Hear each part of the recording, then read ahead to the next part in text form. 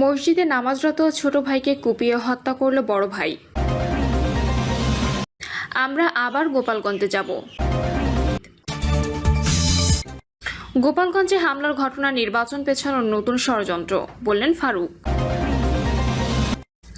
এবং সর্বশেষ জানাবো বিএনপি জাতীয় স্থায়ী কমিটির বৈঠকে যত সিদ্ধান্ত। শুনছিলেন সংবাদ শিরোনাম, এবারে বিস্তারিত। আমরা আবার গোপালগঞ্জে যাব, বললেন নাহিদ। জাতীয় নাগরিক পার্টির আহ্বায়ক নাহিদ ইসলাম বলেছেন, আমরা আবার গোপালগঞ্জে যাব। জীবিত থাকলে গোপালগঞ্জের প্রত্যেকটা উপজেলায় প্রত্যেকটা গ্রামে কর্মসূচি করব। গোপালগঞ্জের প্রতিটা ঘরে ঘরে জুলাই গণঅভ্যুত্থানের পতাকা উড়বে। গোপালগঞ্জ মুজিববাদীদের হবে না, বাংলাদেশপন্থীদের হবে। পোস্টে তিনি লেখেন, গোপালগঞ্জ নিয়ে আমাদের অবস্থান গতকালকের বক্তব্যের পরিষ্কার বলা হয়েছে। পুরো বাংলাদেশের প্রতি আমাদের যে কমিটমেন্ট, গোপালগঞ্জের প্রতিও আমাদের সেই কমিটমেন্ট। গোপালগঞ্জের অধিবাসীদের প্রতি রাজনৈতিক বৈষম্য আমরা বিরোধিতা করি। গোপালগঞ্জ ও পুরো বাংলাদেশকে আমরা মুজিববাদী সন্ত্রাস ও ফ্যাসিবাদ থেকে মুক্ত করব।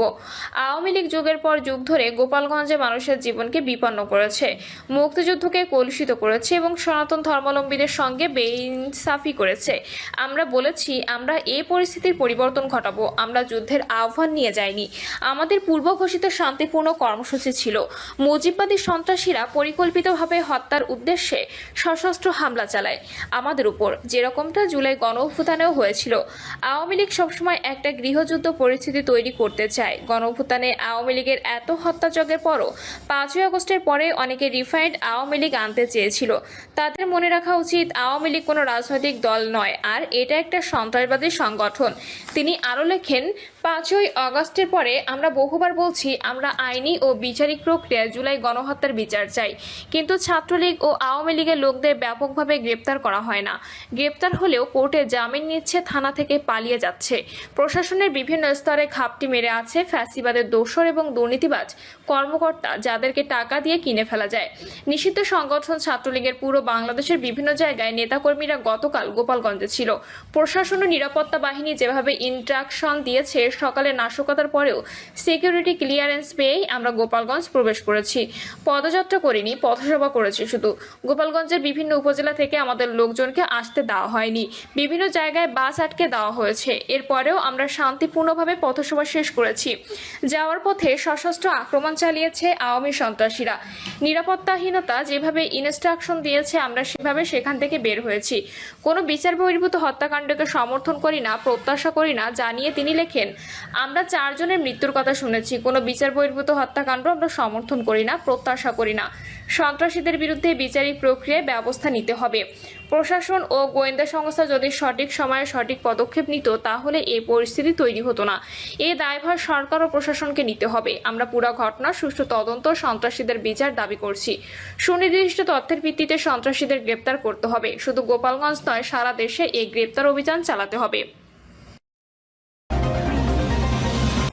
গোপালগঞ্জে হামলার ঘটনা নির্বাচন পেছানোর নতুন ষড়যন্ত্র, বললেন ফারুক। গোপালগঞ্জে এনসিপির উপর হামলা ঘটনা নির্বাচন পেছানোর নতুন ষড়যন্ত্র বলে মন্তব্য করেছেন বিএনপি চেয়ারপারসন উপদেষ্টা জয়নুল আবদিন ফারুক।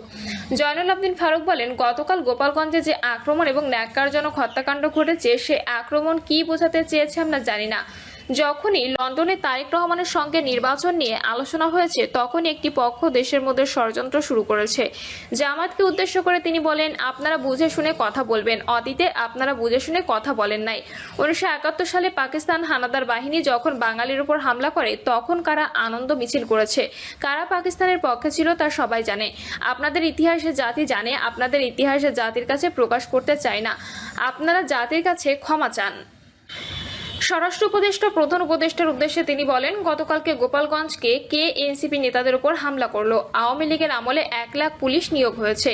তারা এখন শপথে বহাল আছে। আওয়ামী লীগের দোসররা এখনো কেন সচিবালয়ে, বিভিন্ন থানায় ও বিভিন্ন জেলায় আছে? 11 মাস ধরে গেল একটা নির্বাচন দিতে পারেননি। যখনই নির্বাচনের দিন তারিখের কথা বলেছে, তখনই ষড়যন্ত্র শুরু হলো। এখন সবারই একটা ধারণা, গোপালগঞ্জের এই হামলা নির্বাচন পেছানোর নতুন কোনো ষড়যন্ত্র কিনা। কারণ অনির্বাচিত সরকার থাকলে দেশের পরিস্থিতি ভালো থাকে না। তাই যত দ্রুত সম্ভব সুষ্ঠু নির্বাচনের ব্যবস্থা করুন। বিএনপি জাতীয় স্থায়ী কমিটির বৈঠকে যত সিদ্ধান্ত। আগামী ফেব্রুয়ারিতে নির্ধারিত জাতীয় সংসদ নির্বাচনকে বানচাল করতে একটি মহল পরিকল্পিতভাবে দেশের আইন শৃঙ্খলা পরিস্থিতির অবনতি ঘটাচ্ছে বলে মন্তব্য করেছে বিএনপি। দলটির স্থায়ী কমিটির সভায় এমন দাবি উঠে এসেছে। রাতে গুলশানে বিএনপি চেয়ারপারসনের রাজনৈতিক কার্যালয়ে অনুষ্ঠিত স্থায়ী কমিটির বৈঠকে এই মতামত আসে। বিবৃতিতে মির্জা ফখরুল বলেন, সভায় গতকাল গোপালগঞ্জে জাতীয় নাগরিক পার্টির সভায় ফ্যাসিস্ট আওয়ামী লীগের দুর্বৃত্ত ও সমর্থকদের হামলায় 4 জন নিহতের ঘটনায় বিএনপি গভীর ক্ষোভ ও নিন্দা প্রকাশ করেছে। এই হামলাকে গণতান্ত্রিক প্রক্রিয়াকে নস্যাৎ করার ষড়যন্ত্র হিসেবে উল্লেখ করা হয় সভায়। বিবৃতিতে আরও বলা হয়, পতিত ফ্যাসিস্ট হাসিনা সমর্থকেরা পরিকল্পিতভাবে গণতান্ত্রিক প্রক্রিয়াকে নস্যাৎ করার জন্য ফ্যাসিস্ট বিরোধী আন্দোলনে উল্লেখযোগ্য ভূমিকা পালনকারী জাতীয় নাগরিক পার্টির সমাবেশে আক্রমণের ঘটনা ঘটায়। ফলশ্রুতিতে সরকারকে 144 ধারা ও কারফিউ জারি করতে হয়, যা এই মুহূর্তে গণতান্ত্রিক প্রক্রিয়াকে ব্যাহত করবার নীল নকশা বলে মনে করা হয়। এই প্রসঙ্গে পরিস্থিতি নিয়ন্ত্রণে রাখতে সরকারের ব্যর্থতার সমালোচনা করে। সভায় নেতারা আশা করে রাজনৈতিক দলগুলো অত্যন্ত সতর্কতার সঙ্গে তাদের কর্মসূচি নির্ধারণ করবে, অন্যথায় গণতন্ত্র বিরোধী শক্তিকে সুযোগ করে দেওয়া হবে। বিএনপির মহাসচিব আরও বলেন, সভায় জাতীয় ঐক্যমত্য কমিশনের বৈঠকের সর্বশেষ অগ্রগতি সম্পর্কে সালাউদ্দিন আহমেদ সভাকে বিস্তারিত অবহিত করে। আজ রাতে আবার স্থায়ী কমিটির সভায় ঐক্যমত্য কমিশনের বৈঠকের বিষয় নিয়ে আবার আলোচনা হবে। গণতন্ত্র উত্তরণের পথকে বিঘ্নিত করার জন্য এবং আগামী ফেব্রুয়ারি মাসে প্রতিশ্রুত জাতীয় সংসদ নির্বাচনকে ব্যাহত করবার জন্য একটি মহল পরিকল্পিতভাবে দেশের আইন শৃঙ্খলা পরিস্থিতির অবনতি ঘটাচ্ছে বলে উল্লেখ করেন মির্জা ফখরুল। তিনি বলেন, মবক্রেসি, হত্যা, ছিনতাই, ডাকাতি, চাঁদাবাজি ইত্যাদি অপরাধমূলক কর্মকাণ্ড বৃদ্ধি পাচ্ছে। এ ব্যাপারে সরকারের সংশ্লিষ্ট বিভাগগুলি অযোগ্যতা এবং নির্লিপ্ততা পরিস্থিতিকে আরও অবনতির দিকে নিয়ে যাচ্ছে। সংশ্লিষ্ট দায়িত্বপ্রাপ্ত উপদেষ্টারা গণমাধ্যমে শুধু কথাই বলছেন, কিন্তু কার্যকরী পদক্ষেপ নিতে ব্যর্থ হচ্ছেন। আইন শৃঙ্খলা পরিস্থিতির উন্নয়নের জন্য অতি দ্রুত সব ব্যবস্থা নিতে সরকারকে আহ্বান জানানো হয় বৈঠকে। মিটফোর্টের নৃশংস হত্যাকাণ্ডে বিএনপিকে সম্পূর্ণ অন্যায়ভাবে জড়িয়ে কয়েকটি রাজনৈতিক দলের শিষ্টাচার বিবর্জিত বক্তব্য ও প্রোপাগান্ডা গোটা জাতিকে স্তম্ভিত করেছে বলে উল্লেখ করেন সাবেক এই মন্ত্রী। তিনি বলেন, বিশেষ করে স্বাধীনতার ঘোষক শহীদ president Ziaur Rahman, BNP chairperson Begum Khaleda Zia এবং ফ্যাসিবাদ বিরোধী আন্দোলনের তরুণ জনপ্রিয় নেতা তারেক রহমান সম্পর্কে রাজনৈতিক শিষ্টাচার বিবর্জিত যেসব অশ্লীল বক্তব্য গোটা জাতিকে বিক্ষুব্ধ করেছে। প্রিয় দর্শক, এই ছিল এখনকার সর্বশেষ সংবাদ। আপডেট সব সংবাদ পেতে চ্যানেলটি সাবস্ক্রাইব করে বেল আইকনটি ক্লিক করে রাখুন।